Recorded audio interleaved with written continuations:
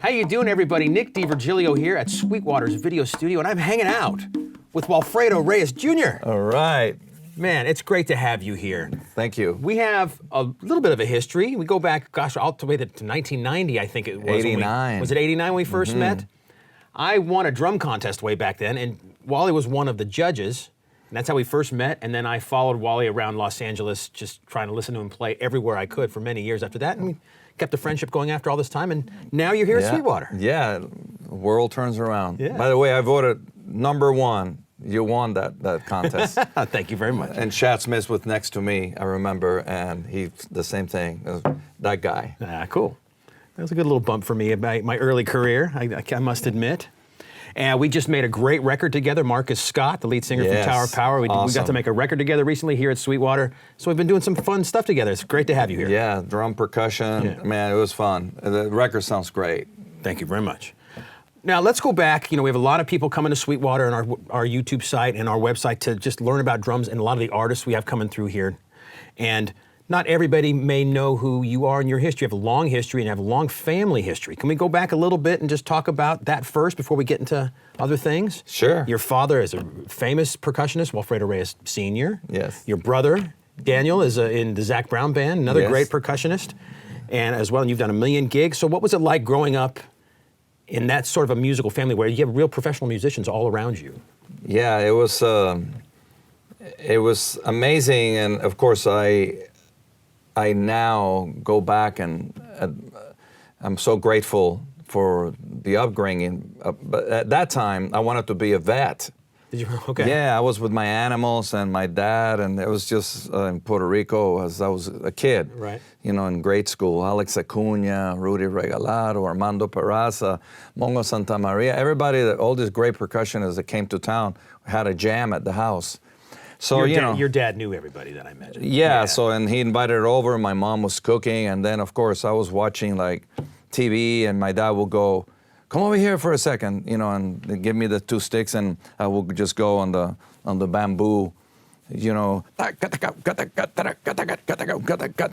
then they would jam, or I will be the metronome, right? So they can just jam, and I was just going like that. After a half hour, goes, "Dad, Gilligan's Island is on." Go, "Shh, play." And I had like Mongo and Alex Acuna and Armando Peraza, and I didn't realize that I was already unconsciously being trained. Sure. And then many years later, it's like I got into the rock and roll, and I saw this band play, and I told my dad, "You know what? I love that music. You know, Rolling Stones, Guess Who, the Beatles, you name it, the band of the era, Cream, Jimi Hendrix," and I wanted to play those songs. Right. And I told my dad, "I want to play that music." If my dad would have played guitar, I probably would have been playing guitar, but it happened that the closest vehicle for me to play that music was the drums. But he said, "Don't you think I'm going to give you the set of drums and you're going to just play some beats?" And go, "Why not?" I go, "No." So he put me with a pad, a metronome, rudiments. Started you off serious. And yeah, from there on, I haven't stopped. I realized once I got into it, oh my God, this is deep. So between the rock and roll and then my dad's jazz albums and my mom Latin music in the living room, I started loving it all. Sure. Then we moved from Puerto Rico to Las Vegas, and I continued studying. And Danny was after me. There's 6 kids, so I'm the oldest. Danny's in the middle. My youngest, one of the youngest, Kamar, became an actor, dancer. He was very talented too. And then my daughter now, Liliana, is on the road with George Benson, broke the mold. She's the first girl that is playing percussion and singing. The lineage lives on. That's great. The lineage lives on, and it's never, I always say, the music, there's a starting point, but there's no ending, sure, as you know. Yeah. So it's very exciting. That's amazing. So when did you pick up your first set of drumsticks then? How old were you? Well, I started playing percussion for fun when I was like 6 years old. Yeah. Just Christmas song, going to the beach, just playing songs, the tambora, congas, guiro, maracas, that just for fun, and learning the techniques of each. And once I started playing drum lessons, because I wanted to play the drum set, that's when my dad told me, no, to get to the drum set, you have to go through this. And I gave him like 4 months. I thought I was an abused child. He goes, really? Is this what Ringo and Charlie Watts had to do? Are you kidding me? He goes, yeah. And it was like that.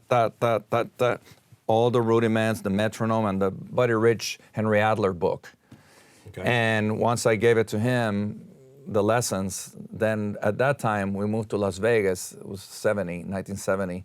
And then he put me with a teacher. It's always a challenge to teach your own kids. Of course. So he put me with a teacher, Leo Camara, which was the house percussionist at the Hilton. Okay. Where Elvis and Aunt Margaret and a lot of people play. And he told my dad, no, just half hour of rudiments and all that stuff. He's got to have fun. So he started me on the drum set with some fills. And from there on, I started joining every band in Las Vegas on percussion and drum set. Okay. Yeah. That's cool. Well, I think it paid off. Because I got a list of a lot of the bands. Now, this isn't everything you've done, but I had to print it out because I couldn't memorize all of them. You had a really long and very cool career. Can I name a few of these things you've done? Sure. If you don't know, you played with Carlos Santana, Traffic, Steve Winwood, Jackson Brown, Gloria Estefan, Ricky Lee Jones, Richard Marx, Sergio Mendes, Smokey Robinson, Christina Aguilera, Johnny Halliday we were talking about, Ricky Martin, Lindsey Buckingham, and now you're in Chicago, which you've been doing a long time. And that's only not the whole list. So, man, you've really had a pretty full career with all kinds of styles of music you played. Yes, I am very grateful. I actually, I've been invited to do the PASIC coming up in November. Yeah. And to help the young kids and to help what I see today, that it was different than when I started, it's a complex conversation. When I was the oldest and my dad was a musician, so as far as like buying my clothes and buying my records and getting my car and all that, I had to make a decision whether I wanted to do a job, any job, and fulfill my dream of being in a rock band like the Beatles, the Guess Who, Jimi Hendrix, Cream, or I wanted to work in the music business. And once I started embracing music, period, it could have been, I started my first paying job was playing percussion for a dancing school in Las Vegas, which had a lot of dancers and all that. So I went from that to the school band, to the classic. I started playing percussion early at UNLV before I was in college. So that was classical music, the Four Seasons, Stravinsky.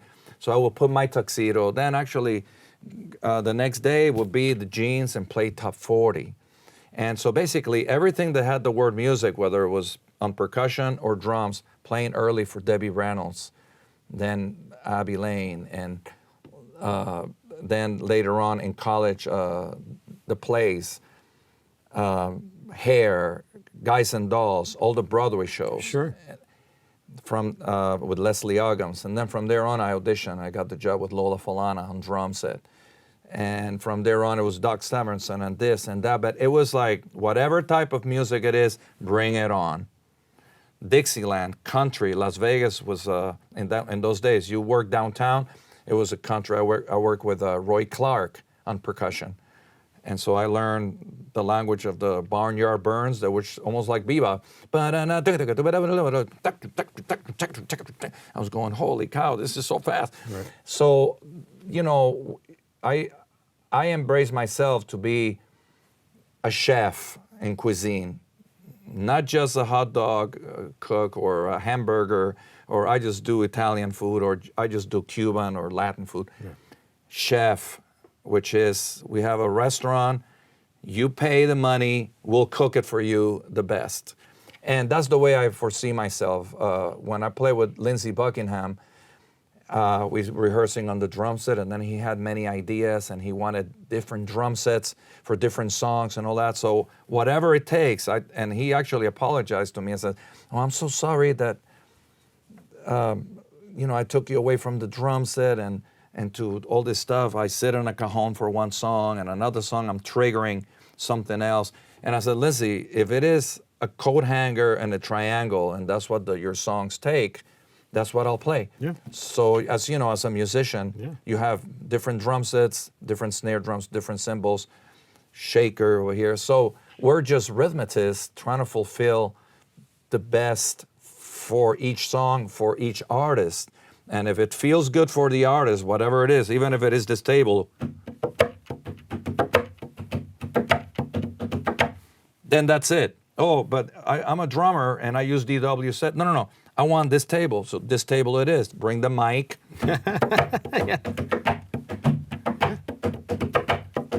And whatever it takes. So when I look at the resume, they're all like semi-famous and famous and all that. But to me, it's just, I see like almost like Baskin and Robbins. This one wanted vanilla, this one wanted strawberry, this one wanted a new flavor, this one wanted chocolate. So, you know, that's what I do, and that's what we do.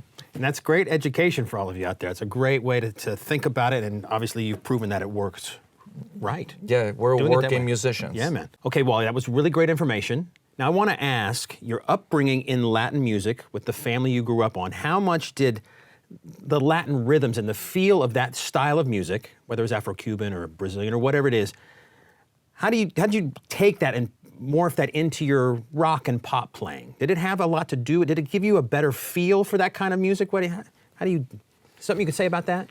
It's very interesting because even though I grew up in a Latin country, you know, in Puerto Rico, I was a rocker. Sure. So I started playing drum set because of the rock music, the station the music that I was listening, and my first album that I bought, used to mow lawn for my parents and some of the neighbors, and they paid me some money, and I went to Gemco and bought CTA, Chicago Transit Authority, and Cream, Israeli Gears. So that was my music. Okay. Stevie Wonder, Sly and the Family Stone, The Guess Who, the Youngbloods, Led Zeppelin. I mean, you know, and then it just grew and grew. Humble Pie, Grand Funk Railroad.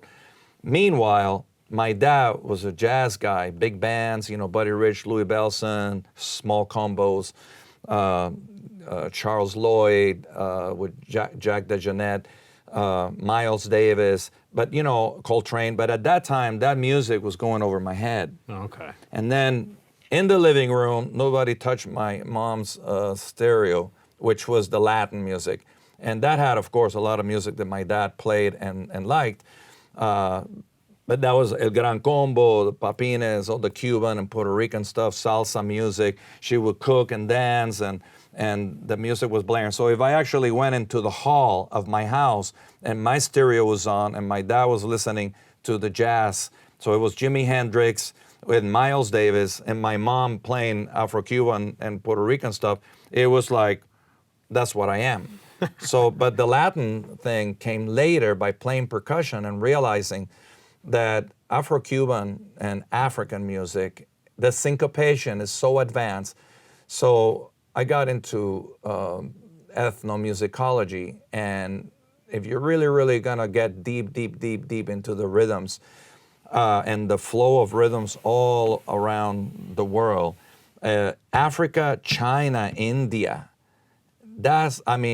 rhythms from those countries is basically like so advanced that they then flow all over the place. Then the African rhythms came north, North Africa, Morocco, Algiers, and then traveled to Europe. The frame drums even went to Ireland, the Irish music. So you got from Spain when it was Moorish, 700 years, Arabic. So all those traveled north. The same thing, India went to Spain, the same thing, all the gypsies, the original flamenco route is from India gypsies. So Chinese music all over the place. I mean, the percussion world and the rhythms, I'm talking about centuries and centuries ago, is so advanced that when you actually go now on a drum set, you go boom, pa, ba, do, ba, doom, pa, boom, boom. You can find centuries ago, goon,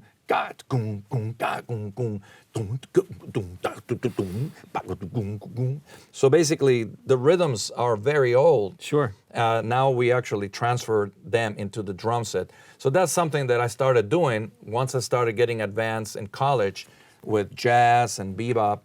And I realized, wow, these rhythms, you can actually put this ethnic percussion rhythms into the drum set. And that's what we do. And that's what I see now more than ever. The other day, I actually went to Dromio. The guy there, Jared, Yeah. was showing some rhythm that at the beginning when I heard it, I says, man, this sounds like a heavy metal. So it was like on the tom-toms.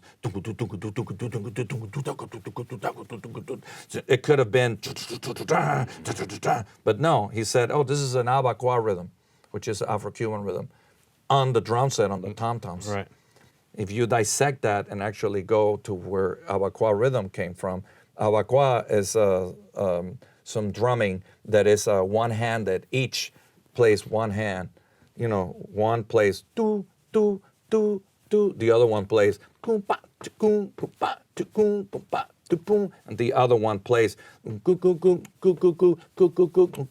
so 5 or 6 together is a powerful rhythm, but they're all playing just one simple part together, and that's the beautiful thing about percussion, is one simple part together is amazing. So now you got a drum set player with 4 limbs, and you have different choices. You know, I always say, like, let's cook some food. Let's do spaghetti and meatballs. I got the pasta, but if I got the pasta, what are you going to bring? Not pasta, I got that already. So you bring the meatballs, this guy brings the spaghetti sauce, you bring the grated cheese. Now we got Something. the ingredients. Percussion and drumming and rhythm section is really that. Sure. There's the yin and yang always. If everybody's playing syncopation, there's nobody at the bottom. It sounds like this, but if somebody's playing, and then somebody's playing, so now you got this yin and yang. So I always look at it like that. Even right now, as I was playing, you know, I was looking at how can I make this yin and yang. There's a lot of 16 notes, and Carlos used to say that, you know, a lot when I was playing. If sometimes the rhythm section used to get everybody so excited, everybody goes to the 16 notes, who's laying down the center quarter notes. So I call it the power of the quarter note. So it's very interesting. Totally, yeah, no, it's great. And I must say, I was thinking about this while you were telling me that story. You have your mouth drumming. When you the sounds you make, it's not just boom, chip, you really get into it. You could do a whole set of just playing, just mouthing the syncopation and the notes with your mouth. You got great tone. Thank you, but that's how. I'm being funny, but I'm serious. A lot of the percussionists, they taught that way. Right. So like in Indian music, you got takit-dimi, takit-takit-dimi, takit-takit-dimi, takit-takit, you know, takit-dimi, takit-dimi, takit-dimi. So you have to learn the syllables. When I was learning congas, I was like kun pa kun kutung pa pa kun kutung pa ta pa ta pa kutung kun. So somebody teaching you something. See what I mean? You go kun pa kun pa kun pa kun pa. So now you know that it's Right. kun kun pa pa kun kun pa kun kun pa pa kun kun pa kun pa kun. You know, so they teach you that, and that's how I learned it first. And then of course, if you study music, you go okay. You write it down. Right. That's awesome. Awesome. All right, so let's get to what you're doing now. You're doing some great stuff now. You've been in the band Chicago for how many years now? I think this is my 9th year. And you started as playing percussion first. Yes, playing percussion, because, and this is a lesson in music business, or music, period. So I was with Lindsey Buckingham from 2007 to 2011, playing very eclectic setup of Roland TD-30 at that time, because he wanted many different drum sets. Okay. Cymbals, percussion, triggers, cajon, a lot of music, acoustic on the cajon, and percussion. So we were doing a tour, and one of the guys in the band, which is his right-hand man, would have troubles with his back and basically couldn't get out of bed. And that was 2011.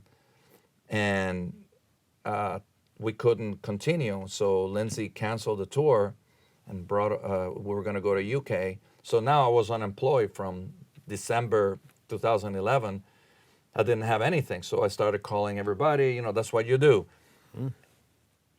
I cook everything. You have a job, I'll do it. Teaching, weddings, bar mitzvah, top 40. Started playing drums with the band El Chicano, which was a very famous band in the Latin rock. I started doing, like one-offs over here.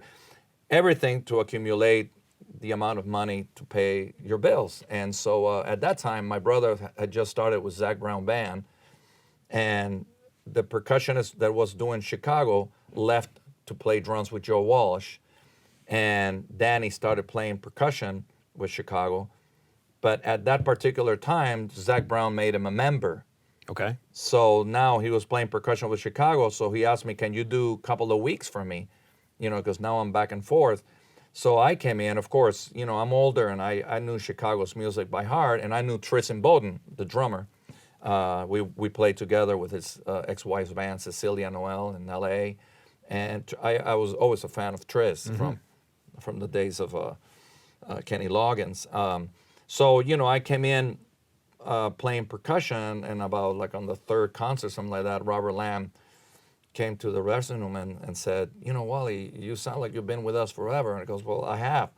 I remember when you were with CTA, and then Laugidio Oliveira joined Chicago as a percussionist, and I was there in 1974 and saw you guys live. Nice. And right in front, like this, the stage, the bass drum was like right in front of my head. And Danny Seraphin's bass drum. And right. so he said, well, I know your brother's busy with Zac Brown Band, but if you feel like hopping in the bus and continue to tour with us, you're welcome. So that was the hiring. So I called my brother, and he goes, well, he just wants me to stay because you're with Zac Brown Band now. And so I stayed, in 6 years playing percussion. And meanwhile, of course, I did a CD, Wally World, Walfredo Reyes, and drums and percussion. And when we're off with Chicago, I had other things going. Sure. Because that's one thing I learned from Armando Peraza, the great percussionist with Santana. You don't own the band, or you're not owner of the band, so you have a life with this band that it might be your main source, but always do other things for the sake of muscle memory. Just don't do the music you're doing over and over and over. I saw many people in Las Vegas that were older musicians that were just doing Casino de Paris, and they settle. So if they would just sit in somewhere and play something completely different, you felt... Right. So I always said to myself, if I'm playing with Chicago, I gotta, this is, percussion is different muscle memory. It happened with me even when I was playing with Johnny Halliday and Jimmy Barnes in Australia. Very hard, and it was just arms and really loud, hard rock. My fingers went to hell, my brushing. So I was trying to do that. So it's a curse and a blessing. You gotta keep up with all the muscle memory. So when I was playing percussion with Chicago, when I got to LA, where I was living at that time, I could have just taken off for a vacation or just like watch TV for 3 days. But I forced myself to join other musical situations. Whether you need the money or not, you gotta do it. Sure. And it makes you a better player. So, and I still do now the reverse. Now in 2018, Tris and the bass player, there was a change in the band, and they asked me to hop on the drum set. Of course, there was a learning curve involved, but now I was playing percussion, so it's like the same road, a different car, So now you're in the same road, the same show, but now you're doing it from this car, and so after the learning curve, now I got to keep up with percussion. Right. Like, when you're not playing drums, because you feel it. Sure. So my girlfriend is funny because my girlfriend immediately, she goes like, honey, what happened to the callus? You had a big callus right here from playing congas, and right here, here and here. So now those calluses disappear, but now I got new callus, this one and this drumstick. one, from playing with the sticks. So there you go. That's cool, man. And it's, gosh, you guys do a lot of gigs every year too, don't you? They work a lot, this band. It's like doesn't it? 8 months on and off out of the year. Right. Not more than 4 weeks. You know, we go home to the family. Right. But it's nice to know you have a nice steady gig happening Yes. every year. Yes, it's really is job security. But I always say, you know, my dad always put that thing in my mind. Always say for the dark times or for you never know, like the Yeah. Lindsey Buckingham situation. Sure. We had 6 months to go, and it ended. Yeah. And you never know.